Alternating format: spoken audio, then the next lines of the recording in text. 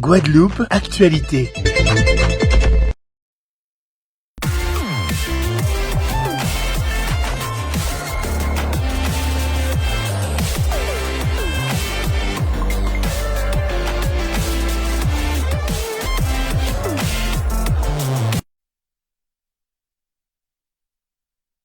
Pour moi de vous retrouver pour cette émission, une émission spéciale élection législative, puisqu'il était important que nous puissions faire une analyse profonde concernant les résultats des dernières élections. Alors, pour ce faire, j'ai invité sur ce plateau un homme que vous connaissez bien, Pierre-Yves Chicot.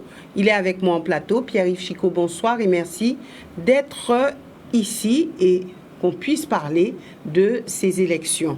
Alors, qui est le grand gagnant de cette élection? Alors, le grand gagnant de ces élections législatives, à la fois pour la Guadeloupe et pour les pays français d'Amérique, ce que j'appelle les pays français d'Amérique, Guadeloupe, Martinique, Guyane, pour rester dans notre bassin américain. Et sur le plan national, c'est bien entendu l'abstention. C'est une formule un peu convenue, mais c'est bien vrai qu'au fur et à mesure des consultations électorales, on s'aperçoit que les citoyens électeurs boudent de plus en plus des urnes. Et il est convenu de dire, à l'issue d'une analyse globale, que le premier gagnant, c'est bien entendu, ou la première gagnante, c'est bien entendu l'abstention. La deuxième chose qu'il faut dire, c'est que les forces d'opposition à la majorité présidentielle ont soit bien résisté, et il faut parler par exemple de la droite républicaine, et là je parle sur le plan national, et puis le Rassemblement national, et puis la France insoumise, qui s'était érigée pendant toute la durée du quinquennat en opposition à la majorité présidentielle et au président réélu. Et on peut considérer que ces partis-là ont réussi leur pari.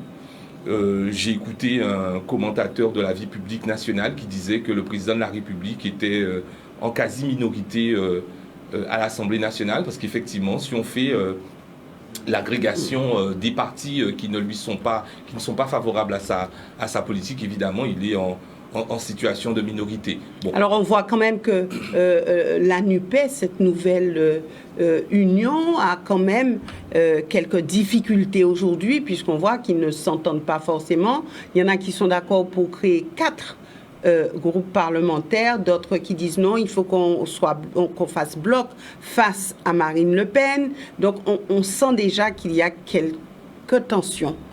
Alors je pense qu'il aurait été naïf de croire que des partis politiques qui chacun ont leur identité auraient pu devenir un bloc monolithique. Là, le Parti socialiste, qui fait partie de la NUPES, et ce qu'on appelle traditionnellement la gauche de gouvernement, même si elle s'est beaucoup étiolée. Le Parti communiste a son histoire qui lui est particulière, avec une idéologie particulière. La France insoumise et la sécession naît de la sécession du Parti socialiste. Et puis bien entendu, Europe Écologie Les Verts, qui a aussi son identité politique. Donc il me semble que c'est un peu naïf de croire que ces 4 partis politiques aurait pu créer un bloc monolithique sur la durée, puisque les sensibilités peuvent être différentes, les nuances existent et puis les différences existent également. Cependant, ce qu'il faut noter, c'est qu'on se rend compte que le président de la République avait une majorité présidentielle sous l'ancien quinquennat, une majorité qui était insolente. Et elle était tellement insolente que ça a créé de la frustration de la part de l'opposition. Et on voit que quelques temps après, maintenant que la majorité présidentielle n'est plus en position d'absolutisme en termes de pouvoir politique, eh bien, cette majorité présidentielle sera obligée d'aller glaner ça et là des voix, une écoute qualitative de la part de partis qui ne font pas partie de la majorité présidentielle. Donc je note surtout le fait qu'ils ont réussi leur pari, la NUPES, c'est-à-dire de partir unis à ces élections législatives et d'arriver de manière massive au sein de l'hémicycle. Alors j'aimerais quand même rappeler quelques chiffres. Ensemble a obtenu 246 sièges, la NUPES 142, le RN 89, LR UDI 64. Alors, partons un petit peu sur le plan international, voir un petit peu ce qui se dit et voir avec vous si vous êtes d'accord avec tout cela, puisque les Britanniques disent, nous on ne comprend pas. On ne comprend pas que les Français aient porté un président en tête. On l'a reconduit confortablement, ils disent, et un président qui, 2 mois plus tard, est désavoué. Alors ça, c'est pour les Britanniques. Pour l'Italie et l'Allemagne, l'affaiblissement du président n'est pas une bonne nouvelle pour l'Europe. On verra avec vous tout à l'heure. Pour l'Espagne, ce n'est pas non plus une bonne nouvelle. Mais eux axent plutôt sur le fait de la montée en puissance du Rassemblement national. Et puis, le journal espagnol El País dit la France a une alternative, soit apprendre la culture du consensus, ou soit être condamné à l'ingouvernabilité. Est-ce que vous êtes d'accord avec ça? Alors, en fait, il faut établir un distinguo entre les régimes démocratiques des pays européens. C'est vrai que ces pays que vous avez cités font partie de l'Union européenne et sont des partenaires de premier plan de la France. Mais ça ne veut pas dire que la logique institutionnelle, que les logiques institutionnelles sont les mêmes. Par exemple, en Allemagne, vous avez une culture du consensus qui est très très forte. Vous pouvez avoir dans la même majorité au service du chancelier des gens qui viennent soit de la droite, soit de la gauche pour parler vite et qui sont capables de former un gouvernement. Ce qui n'est pas le cas de la France. Ceci étant, c'est ce qu'a tenté de créer Emmanuel Macron avec une partie de la droite républicaine et une partie de la gauche républicaine, pour avoir au final avoir une République en marche qui s'appelle aujourd'hui Renaissance, mais qui est composée à la fois de gens qui viennent de gauche et de droite. Et donc ça a brouillé quelque part le jeu politique, et on voit la limite de cette trouvaille du président de la République, c'est-à-dire de créer un parti politique qui va regrouper à la fois des gens de gauche et de droite. Ça, c'est le premier élément. Donc, la France il est quand même dans sa ligne. Quand on regarde, il a toujours été un petit peu à droite, un petit peu à gauche. Enfin, il a toujours joué là-dessus, dès le début de son élection. Oui, absolument, parce qu'il a compris, à un moment donné, on a eu un essoufflement de la vie démocratique qui malheureusement se poursuit. Et on s'est dit que pour redonner du souffle démocratique en France, il faut arrêter avec les clivages partisans qui sont superfétatoires, inutiles, accessoires. Le clivage droite-gauche. Voilà, le clivage droite-gauche. Il n'y a guère de différence. Et pourquoi on ne créerait pas un seul parti? Sauf que quand vous avez un parti socialiste qui est de gauche, idéologiquement de gauche, qui devrait représenter dans une large mesure la classe ouvrière, je simplifie au possible, qui devrait représenter la classe ouvrière, qui va s'allier à une droite qui, en principe, va plutôt représenter une forme d'expression de la bourgeoisie, même s'il peut exister une droite populaire. Eh bien, à ce moment-là, les ouvriers que vous étiez censés représenter vont migrer ailleurs, parce qu'ils n'ont pas les mêmes intérêts que les gens de la classe moyenne ou des gens des classes supérieures. Et c'est ainsi qu'on a vu des électeurs qui du Parti communiste, qui du Parti socialiste, partir de manière massive au Rassemblement national. Et en sciences politiques, on fait un distinguo entre les partis de cadre et les partis de masse. Et la question qu'on peut se poser, c'est est-ce que la France insoumise, par exemple, est un parti de cadre ou un parti de masse? C'est un parti de masse, de gauche. Est-ce que le Rassemblement national est un parti de cadre ou un parti de masse? C'est devenu un parti de masse parce que l'électorat ouvrier du Parti communiste en particulier a migré vers le Rassemblement national, parce que dans la tactique politique, ces partis de gauche, qu'on appelle extrême droite et extrême gauche, ont su s'adresser à cet électorat qu'ils ont réussi à fédérer autour d'eux. Et donc, en France, on a une logique majoritaire. Cette logique majoritaire veut que lorsque le président de la République a été élu, pour qu'il puisse gouverner correctement et mettre en œuvre son programme politique, il doit avoir une majorité de députés à l'Assemblée nationale. Et c'est pour ça qu'on parle d'ingouvernabilité, parce que le président de la République réélu avait espéré avoir une majorité absolue, comme il avait eu à l'occasion du dernier quinquennat, ce n'est absolument pas ce qui se passe. Il a presque supplié les Français de lui donner une oui. majorité. Et quand, par exemple, un des médias espagnols dit que le président de la République, je ne sais plus comment vous avez dit ça, est en train de s'étioler, s'affaisser, mais on peut se demander, est-ce que le président de la République n'a pas commencé à s'affaisser au moment où il y a ce vaste mouvement des Gilets jaunes, où il gagne ce combat contre les Gilets jaunes avec son grand combat. Et en fait, on pourrait se demander, est-ce que ces élections législatives, avec une telle poussée du Rassemblement national à l'Assemblée nationale, avec près de 90 députés, une telle poussée... 89 exactement. 89 exactement, mais on dit qu'il y a 2 autres députés, et je pense que ça doit être M. Dupont-Aignan et quelqu'un d'autre, qui fait que le groupe, en fait, est formé d'au moins 90 ou 91 députés. Ce qui est quand même un groupe extrêmement important. Et donc, on peut se demander, est-ce que la montée en puissance de LFI et du RN n'est pas la revanche des Gilets jaunes, n'est pas la revanche du fait qu'il avait un mode de gouvernance qui n'était pas précisément le mode de gouvernance du consensus, qui n'était pas le mode de gouvernance du dialogue, qui n'était pas le mode de gouvernance de l'écoute qualitative des gens, et qui a abouti au fait qu'il ait été sanctionné. Et c'est ce qu'on appelle la démocratie. Alors, et comment comprendre ce jeu-là de la part des électeurs? Alors, on reconduit le président, et comme disaient les Allemands et les Italiens, on reconduit un président, et puis 2 mois plus tard, on le désavoue. Alors, comment comprendre cela? Alors, comprendre, ça veut dire que la vie politique française a été organisée depuis quelques années pour qu'on puisse retrouver au second tour de l'élection présidentielle le représentant anciennement du Front National et aujourd'hui la représentante du Rassemblement National.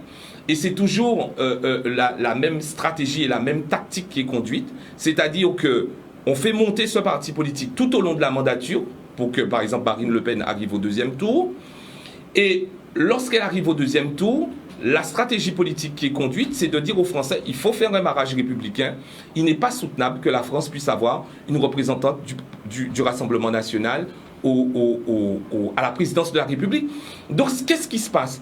Ce qui se passe, c'est qu'il n'y a pas des gens qui vont voter pour un président de la République, et c'est le cas du président de la République réélu aujourd'hui. On n'a pas majoritairement voté pour lui, on a majoritairement voté contre le fait que la France ne pouvait pas avoir comme président de la République Marine Le Pen.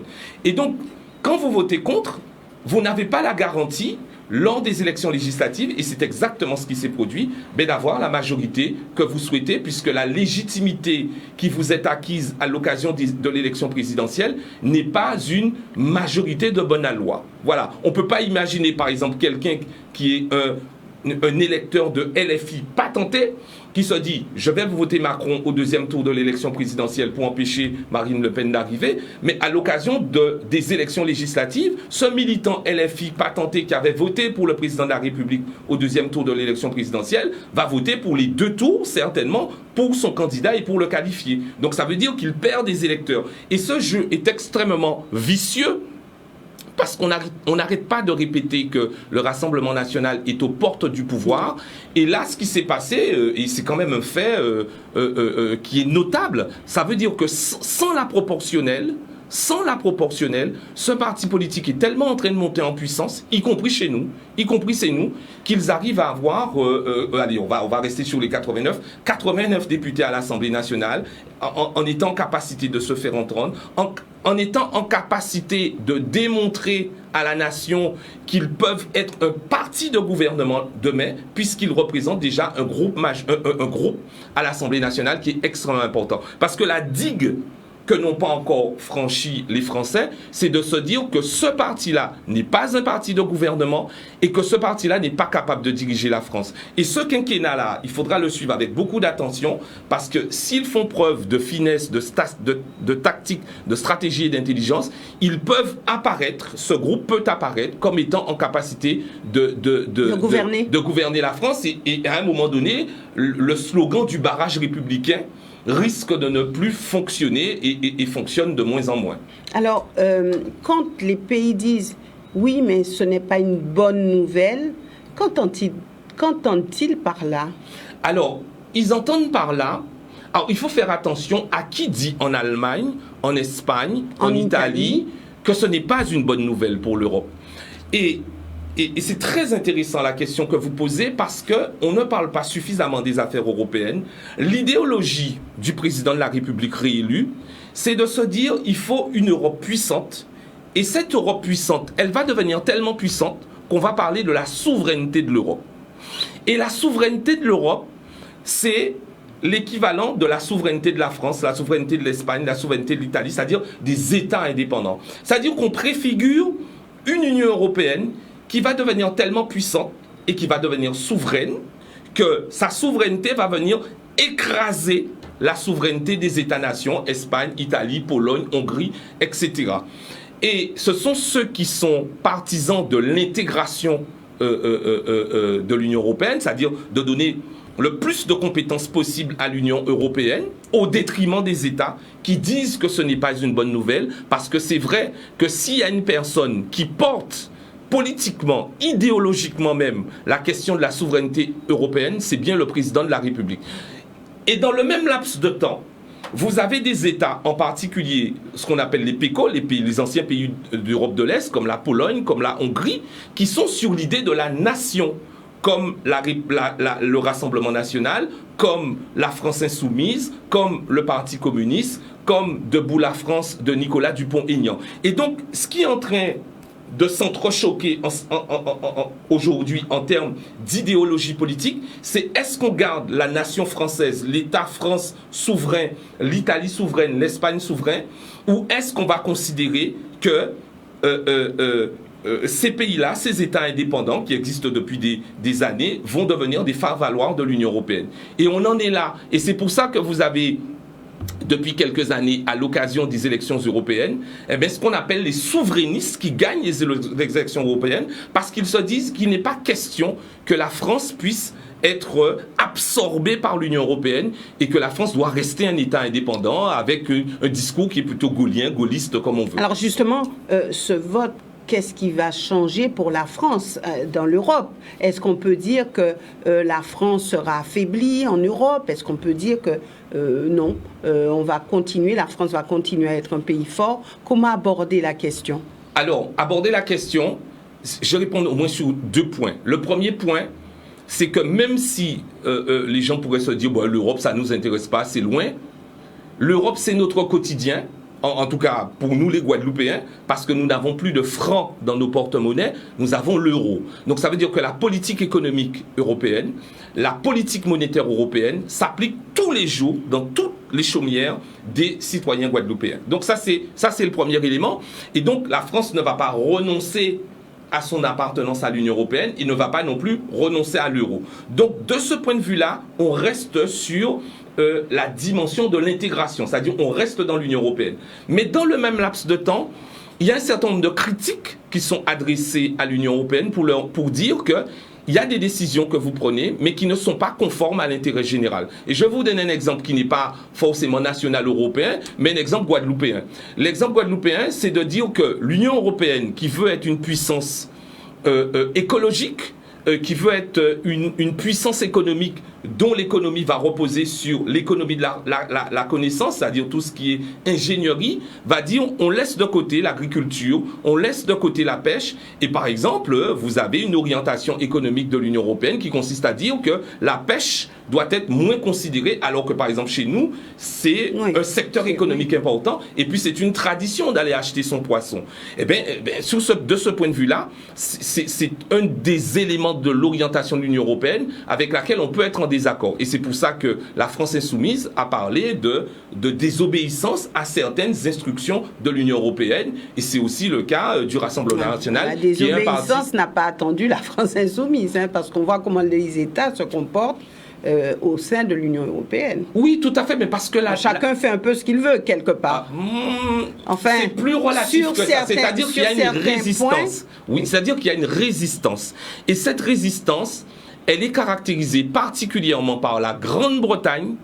Et elle est tellement caractérisée par la Grande-Bretagne qu'elle a fait ce qu'on appelle le Brexit et a quitté l'Union européenne. Donc ça veut dire que même si on veut créer un grand ensemble qui s'appelle l'Union européenne, qui va venir dominer les États, mais les États-nations résistent. Et résistent bien. Ouais.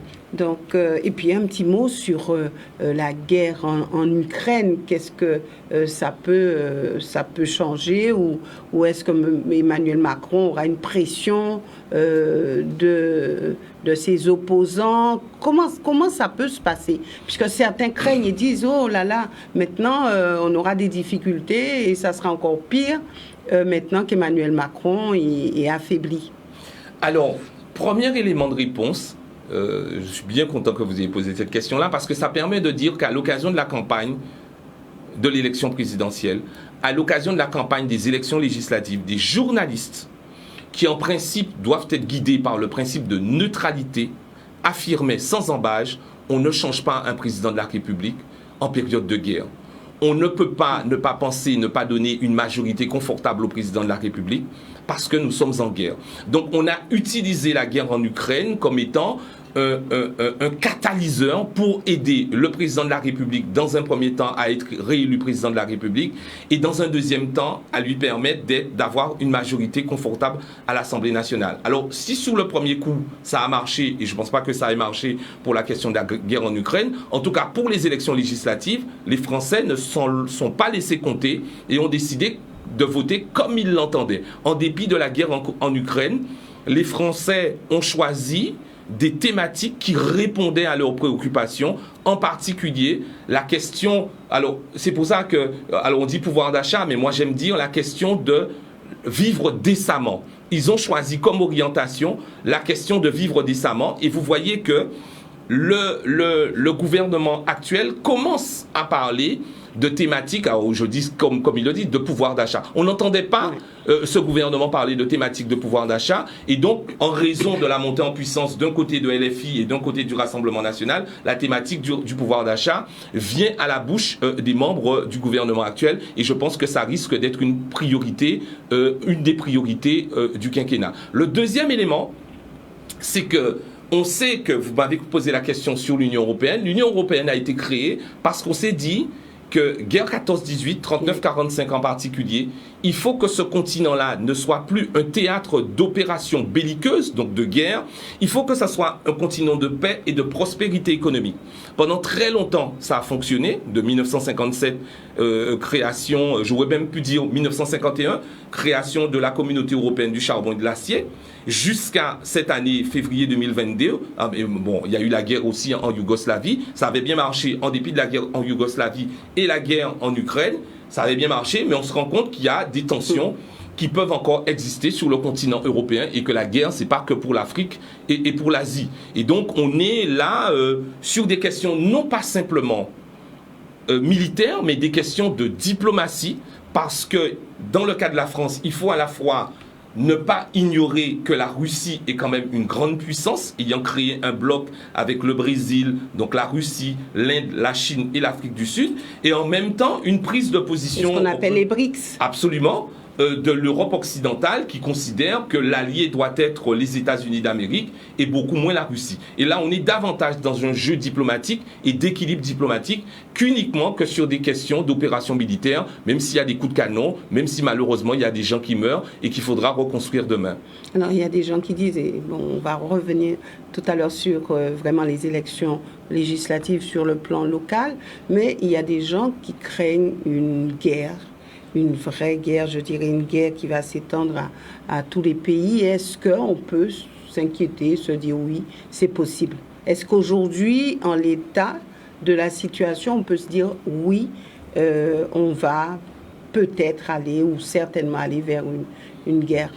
Alors, ça me rappelle un souvenir. Quand j'étais en licence de droit à l'université d'Amiens, je me souviens, à l'occasion de la première guerre du Golfe, il y avait un grand général qui était venu dans un amphi à la faculté de droit d'Amiens, qu'on appelle l'amphi 600, et qui était venu nous expliquer que Saddam Hussein n'allait pas attaquer le Koweït et qu'il n'y aurait pas de guerre. Et ce général-là était un conseiller militaire français qui avait beaucoup aidé à la formation des généraux irakiens. Donc on ne sait jamais ce qui peut se produire. Donc on ne peut pas dire Fontaine, je ne boirai jamais de ton eau, le sang ne va pas couler dans les capitales européennes. Bon, mais en même temps, je n'y crois pas. Parce que je crois que ces puissances-là sont suffisamment intelligentes pour comprendre que la Chine est en train de monter en puissance, Il y a ce qu'on appelle des pays émergents, mais qui sont finalement des pays émergés, en particulier parfois de tout petits pays, et que prendre le risque d'installer la guerre en Europe, ça veut dire affaisser, fracasser d'un seul coup toute la prospérité économique qu'on a commencé à construire au lendemain de la Seconde Guerre mondiale. Et je pense que dans ce cas de figure-là, il faut être extrêmement réservé sur l'idée d'une contagion qui irait, alors, je sais pas moi, de Varsovie jusqu'à Athènes. On peut penser qu'on est préservé de cela et qu'une fois de plus, il faut imaginer que les équilibres diplomatiques vont triompher sur les velléités belliqueuses. Ouais, on peut se dire que ça va se passer comme ça. Oui, moi je pense qu'on peut pas être péremptoire, affirmatif, mais qu'on peut être relativement tranquille. Parce que je pense que ce qui se passe là en Ukraine, c'est vraiment un conflit territorial frontalier entre deux pays, voire même deux nations frères, où la Russie se dit j'ai une partie de ce territoire ukrainien que je veux annexer parce qu'il y a une population russophone très importante. Je regardais il n'y a pas longtemps un reportage d'Arte, je peux le dire, sur le conflit entre la Pologne et la Hongrie. Et les Hongrois disent, et j'ai trouvé ça extrêmement intéressant, que les frontières existent pour les États, les frontières existent pour les États, mais les frontières n'existent pas pour les populations. Et là, je me suis dit qu'à l'est de cette Europe-là, l'équilibre qui existe à l'ouest n'est pas aussi garanti. Parce que vous avez des populations, des minorités très importantes dans des pays et qui peuvent déstabiliser l'équilibre de ces pays, comme ça se passe en Ukraine avec la minorité russophone à la frontière de la Russie. Ouais. On peut quand même se dire que gouverner pour Emmanuel Macron sera très difficile. Oui, ce sera difficile pour lui, non pas en raison de la situation internationale, mais ce sera difficile pour lui en raison de ce qui se passe à l'intérieur des frontières nationales. Le ressentiment, alors, il y a des statistiques qui parlent d'eux-mêmes, ce sont des choses dont on ne parle pas souvent, mais j'entendais un sociologue dire qu'à l'issue de la crise du Covid, c'est 1 million de personnes qui ont divorcé en France. 1 million. En Guadeloupe, au tribunal judiciaire de Pointe-à-Pitre, c'est 3000 dossiers du juge aux affaires familiales, qui pour des divorces, qui pour des pensions alimentaires, qui pour des gardes d'enfants. 3000 dossiers, tribunal judiciaire de Pointe-à-Pitre. Et le Covid en France, c'est 1 million de personnes qui ont divorcé et 3 millions de personnes qui ont décidé de changer de vie, de changer de poste. C'est-à-dire des gens qui habitaient par exemple à Neuilly ou à Courbevoie ou à Créteil qui ont dit « je laisse tout tomber ». Et je vais vivre dans les montagnes et je monte un petit commerce. Donc il y a eu un bouleversement de vie en raison de ce qui s'est passé. On ne peut pas considérer aujourd'hui que les gens nagent en plein bonheur. On peut considérer, y compris en Guadeloupe, qu'il y a une très grande inquiétude avec une pauvreté qui monte et qui va avoir une influence sur la manière de penser des gens qui est renouvelée, sur la manière de voter des gens. Ouais, la manière de voter des gens, merci, ça me permet de faire la transition. Nous essaierons d'analyser circonscription par circonscription et je vous parle maintenant de la première circonscription où on a Olivier Servat qui a eu 15 624 voix contre 5 478 pour Dominique Biras. Est-ce qu'on peut dire qu'Éric Jalton s'était trompé d'homme pour mener ce combat? Ah, vous savez, la politique a ses raisons que la raison ignore. J'ai envie de répondre comme ça. Et puis, la politique n'est pas déconnectée de la vie. Dans la vie, moi par exemple, je dis, il y a des collègues qui sont des collègues, il y a des collègues qui sont des amis, il y a des confrères qui sont des confrères, il y a des confrères qui sont des amis. Donc forcément, dans la vie, on a des préférences, même pour des enjeux de pouvoir, des enjeux politiques. Et je pense qu'il y a une phrase de lui que j'ai retenue, c'est qu'il a dit la chose suivante, c'est qu'il voulait d'un député à qui il pourrait faire confiance les yeux fermés. On sait que la politique, c'est un marigot de crocodiles, de caïmans, de tous animaux féroces qu'on peut imaginer. Et donc, il a eu une préférence. Et cette préférence-là a été jugée par les urnes, et les urnes ont parlé, les urnes ont tranché, et on ne peut que respecter le verdict des urnes, moi. Est-ce que ça veut dire que Éric Jalton, en tant que maire de la ville des Abîmes, est en difficulté aujourd'hui? Est-ce qu'on peut prendre ce raccourci? Absolument pas, je ne crois pas. Je ne crois pas pour deux raisons. La première, c'est qu'on vit dans le pays de Guadeloupe, donc on voit les communes et les villes évoluer. La ville des Abîmes est une ville en complète transformation, et plutôt en transformation dynamique. Ça, c'est la première chose. La deuxième chose, c'est qu'il faut découpler les élections les unes des autres. Des élections municipales qui ont un scrutin de liste ne sont pas des élections législatives avec un titulaire et un suppléant. Donc je pense que c'est un parfait raccourci que de considérer qu'il serait en difficulté dans la ville. Il sera jugé en 2026 s'il représente une équipe. Donc, il a d'ores et déjà dit, je vous mènerai à la victoire en 2026. Bon, j'ai pas entendu cette phrase, mais moi, je veux rester sur des choses très très objectives et non pas sur des incantations qui peuvent être très belles. Et il vaut mieux avoir des ambitions et des objectifs dans la vie, de manière générale, et dans la vie politique. Mais je pense qu'il faut déconnecter les élections les unes des autres. Les élections municipales, c'est un scrutin de liste, et les élections législatives, c'est un scrutin avec un titulaire et un suppléant. Et je pense qu'il faut absolument pas confondre les choses. D'accord. Maintenant, dans la deuxième circonscription, on va s'y arrêter. Alors, Christian Baptiste avec 15 484 voix et Justine Bénin 10 915 voix. Justine Bénin, je le rappelle, qui était sortie en tête au premier tour de ces élections législatives. Alors, est-ce qu'on pouvait s'attendre à ça? Et qu'est-ce qui s'est passé? Comment avez-vous analysé tout cela? Alors, je l'ai analysé, et on l'a analysé parce que Dieu merci, je ne suis pas le seul à faire des commentaires de la vie publique en Guadeloupe, et il faut qu'il y en ait beaucoup. Donc je pense à Georges Calix, je pense à Didier Détouche. Et la question qu'on se posait, c'est qu'on a vu effectivement qu'à l'occasion des élections présidentielles, de l'élection présidentielle, il y a eu le phénomène du dégagisme, c'est-à-dire que la Guadeloupe n'a pas été légitimiste. Généralement, la Guadeloupe vote pour le candidat, le président sortant. Et si la Guadeloupe ne vote pas pour le président sortant à l'élection présidentielle, la Guadeloupe a toujours voté pour, en tout cas, la droite républicaine ou la gauche républicaine. La droite, donc les LR, ou depuis quelque temps, depuis de nombreuses années, pour le candidat du Parti socialiste. Et j'avais en tête le fait que lorsqu'il y avait eu le duel Ségolène-Royal-Nicolas Sarkozy, à l'époque où Lurel était fort en Guadeloupe politiquement, eh bien Sarkozy est arrivé en tête au premier tour, et au deuxième tour, il avait remis la machine en route, et Ségolène-Royal avait gagné l'élection présidentielle en Guadeloupe, même si Nicolas Sarkozy avait été élu pour l'ensemble de la nation. Et donc, ce qui s'est produit à l'occasion de cette élection présidentielle, c'est un phénomène de dégagisme en Guadeloupe. Dégagisme du légitimisme, c'est-à-dire qu'au premier tour, on sait déjà parfaitement, Mélenchon arrive en tête, et au deuxième tour, le Rassemblement national arrive en tête. Donc, on est dans une forme de radicalité de l'expression politique au premier tour et au deuxième tour de l'élection présidentielle. Et évidemment, la question qu'on s'est posée, c'est est-ce qu'il y aurait eu une continuité de ce dégagisme, de cette radicalité de l'expression politique à l'occasion des élections législatives. Il n'y a pas eu de radicalité totale, il n'y a pas eu de dégagisme total, mais il y a eu une volonté d'alternance de l'électorat guadeloupéen qui a permis donc à Christian Baptiste d'être élu dans la deuxième circonscription et à Élie Califère d'être élu dans la quatrième circonscription. Donc, pas de dégagisme pour les élections législatives, pas de radicalité, mais en tout cas une réclamation de l'alternance. Et on peut se poser la question de savoir si Olivier Servat n'avait pas tourné le dos à la République en marche au dernier moment, est-ce qu'il aurait obtenu un score aussi important ?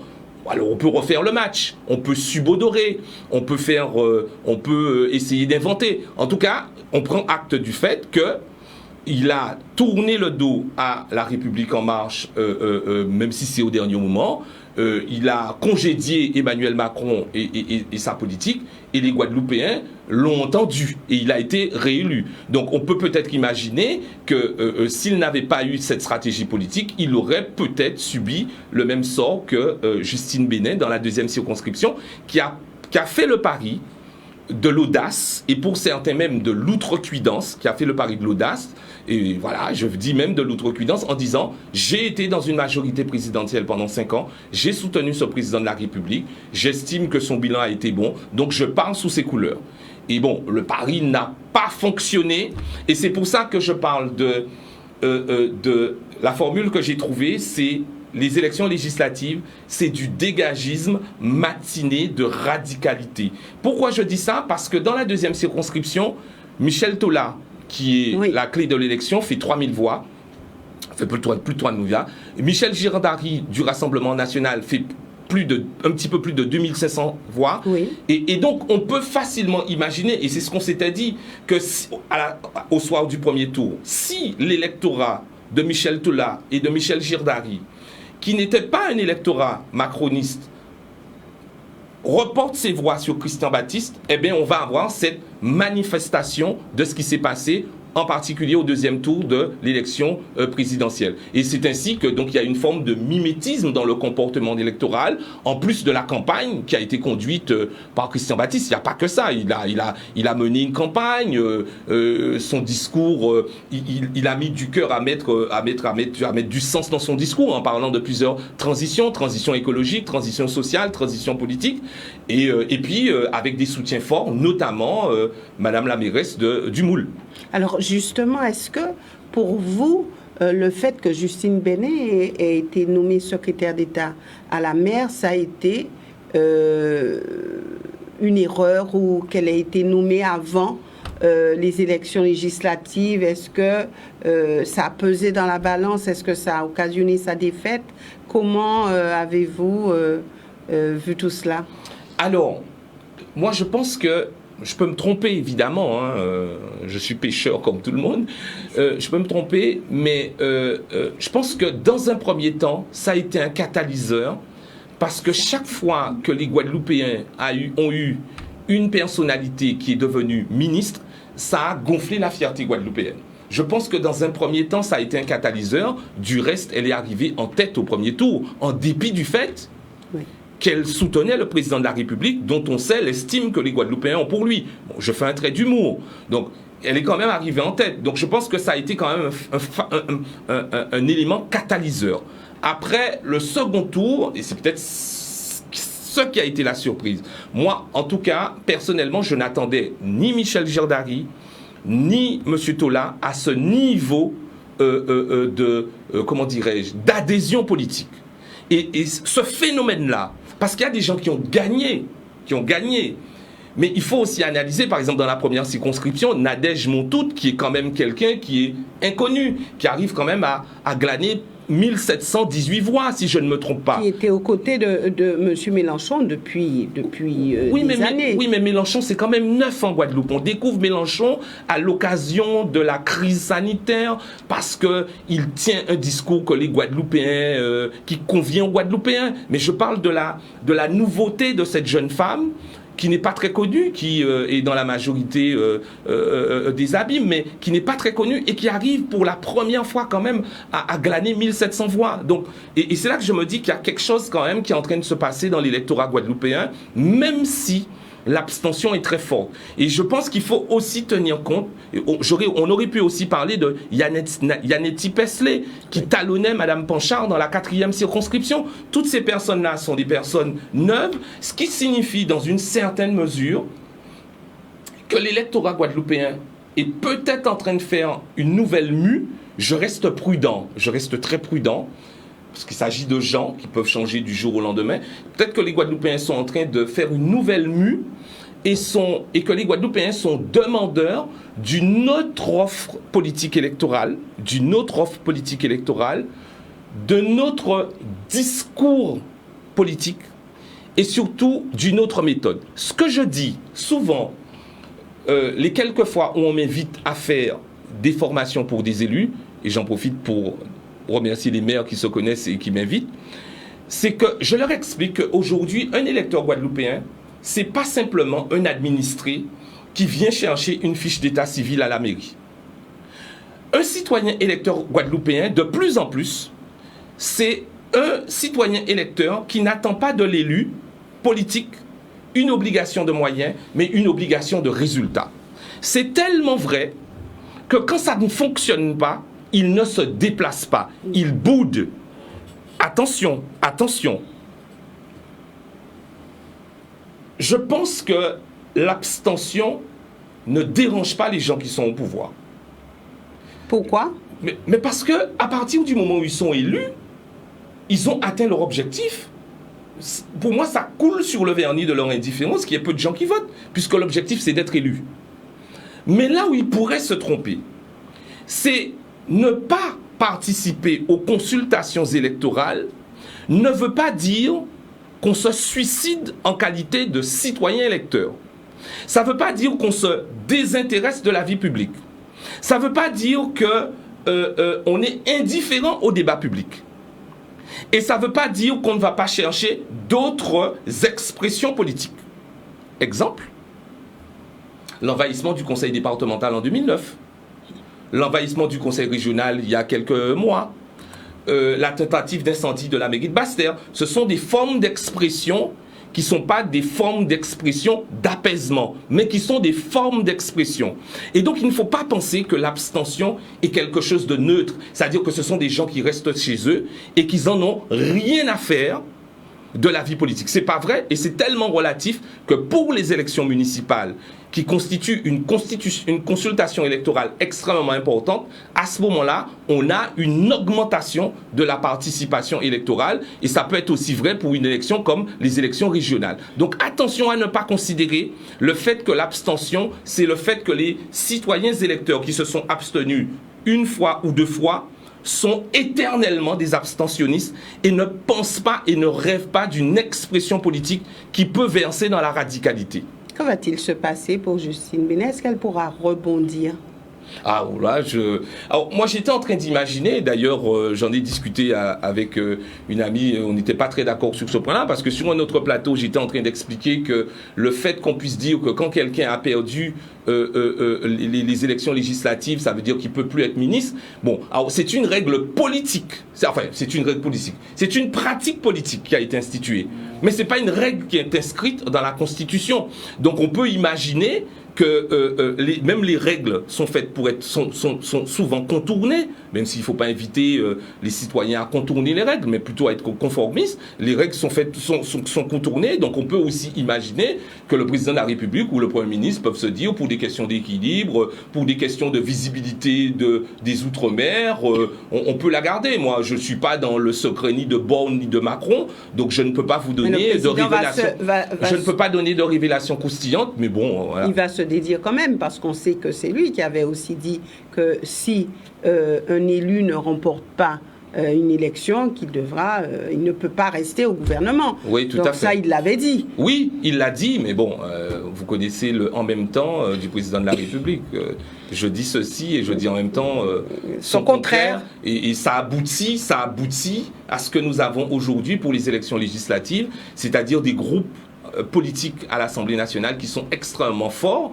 Et on aura des combats de coq, je pense, pendant toute la durée de la législature. Oui, des combats de coq. Alors maintenant, troisième circonscription. Alors une troisième circonscription où on a vraiment porté un regard particulier. Alors Max Mathiasin, 12 402 voix et Rodi Tolassi, 11 393 voix. Alors vraiment, au premier tour, Rodi Tolassi était sorti en tête. Au deuxième tour, il a été battu par Max Mathiasin. Là aussi, certains se sont dit, mais il y a quand même une analyse à porter. Comment ça peut être possible que Max Mathiasin soit mis en difficulté dans cette circonscription?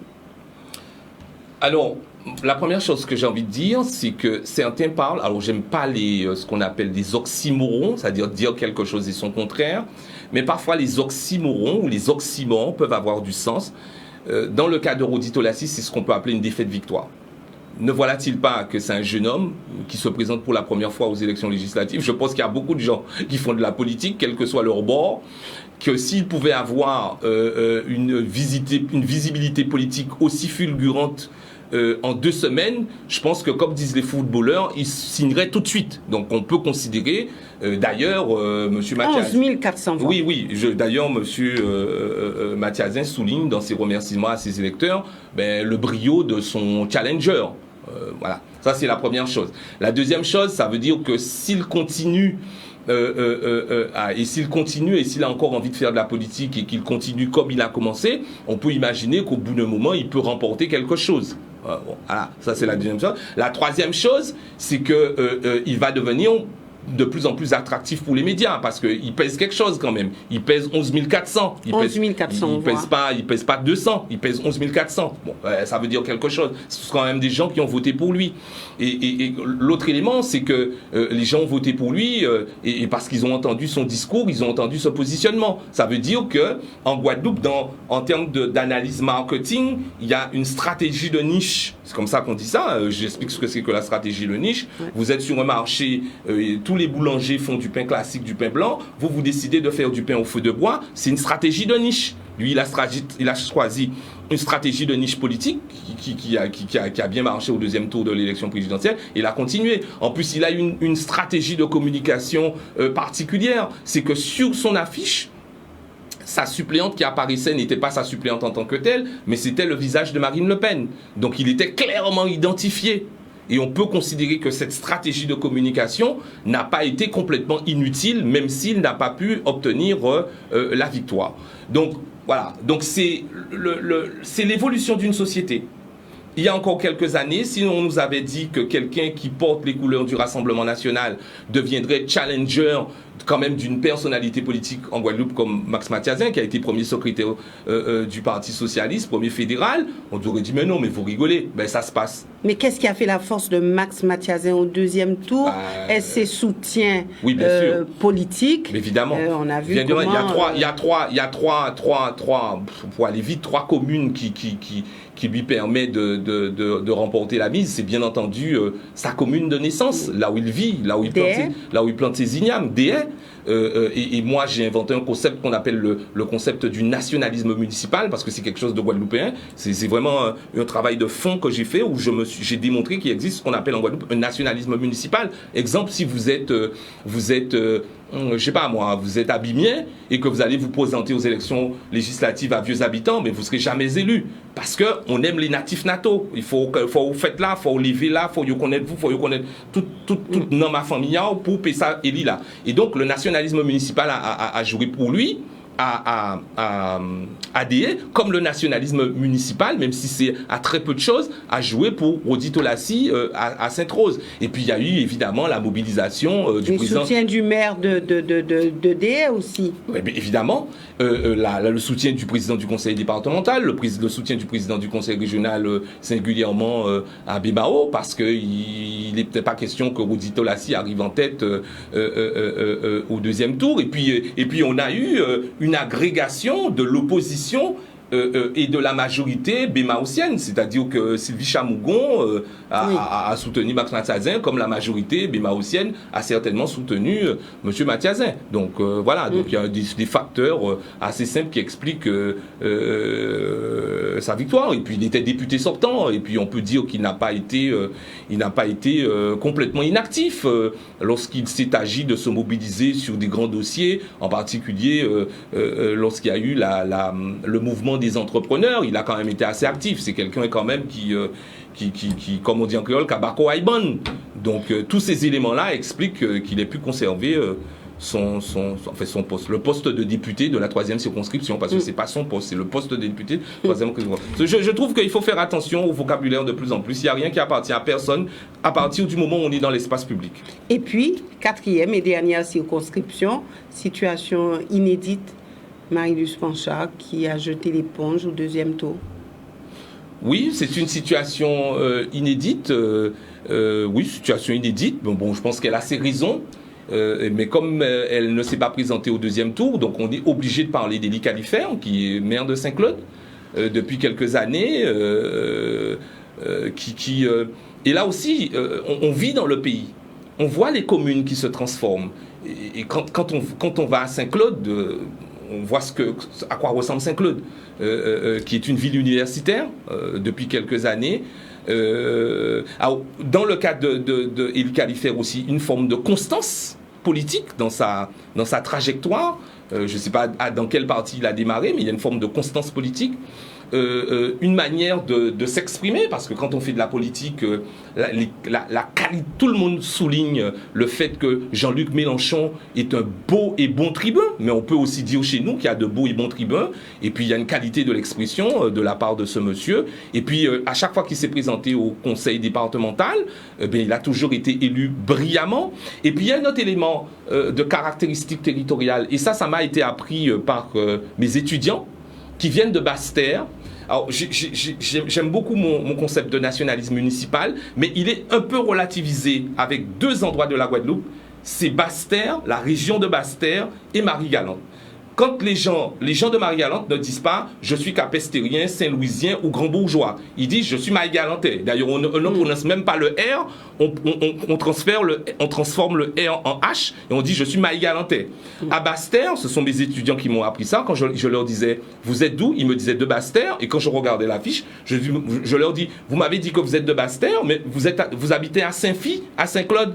Et ils m'ont appris que quand on dit Basse-Terre, Basse-Terre c'est un grand bassin qui part de Gourbert pour aller jusqu'à Vieux-Habitants. Et il se trouve que le maire de Saint-Claude a réussi à avoir une aura qui va de Saint-Claude et au-delà de Saint-Claude. Et je pense que ça a été aussi de nature, avec le soutien de ses amis politiques, ça a été de nature à lui permettre de gagner ces élections législatives dans la 4e circonscription. Alors, quand même, on se retrouve avec 4 députés masculins. Absolument. Pas de femmes. Alors, cette petite touche féminine, est-ce qu'elle va manquer au travail des parlementaires? Je n'en suis pas si sûr, parce que la suppléante de monsieur Baptiste à Sainte-Anne, femme, la suppléante de monsieur Califère aussi, c'est aussi une femme. Alors vous me direz que ce ne sont que des suppléantes, mais je ne suis pas sûr qu'il faut forcément considérer les suppléantes d'aujourd'hui ou les suppléantes d'aujourd'hui simplement comme des seconds couteaux, et on peut imaginer et espérer que ces suppléantes-là auront aussi leur mot à dire dans la manière dont le député titulaire va conduire ses prises de position tout au long de la législature. Il faut l'espérer. Alors il y a eu du renouveau. Est-ce qu'on peut dire que la Guadeloupe va bénéficier d'une nouvelle dynamique parlementaire? Est-ce qu'on peut s'attendre à ce que les grands sujets soient portés par nos députés?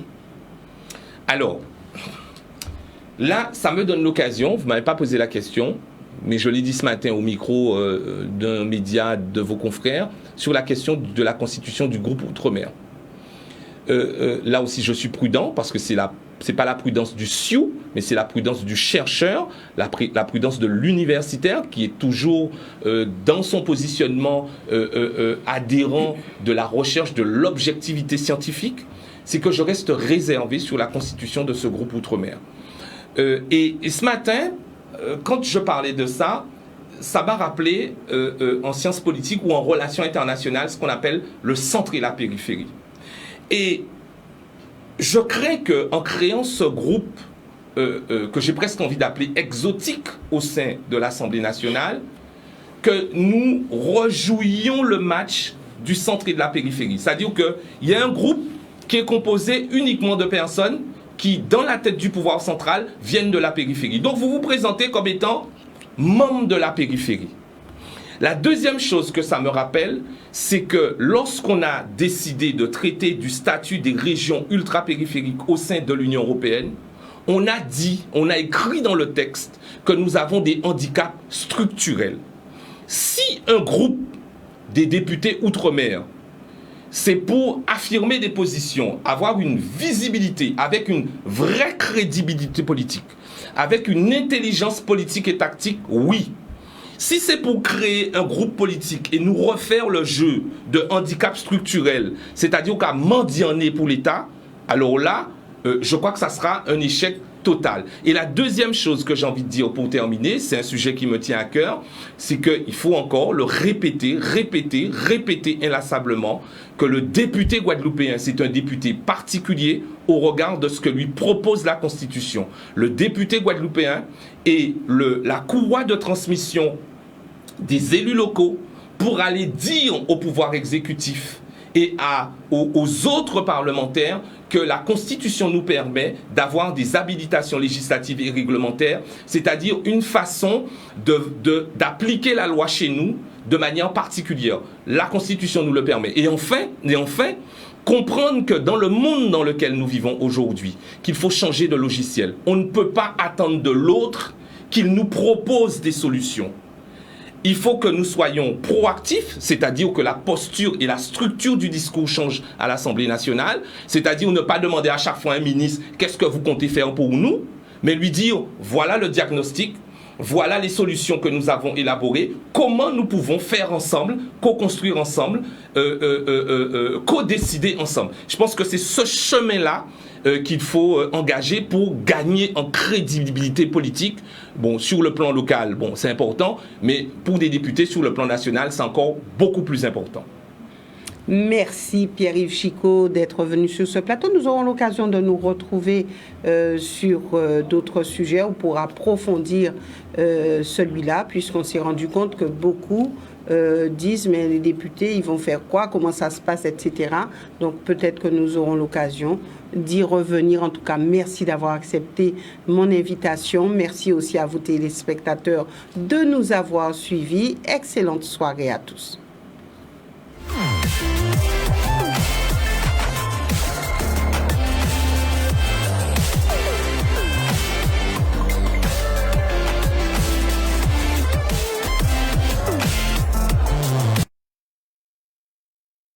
Outremernews.fr, le site de l'actualité Outre-mer, 24 heures sur 24 et 7 jours sur 7. Retrouvez la chaîne Outremer News sur YouTube.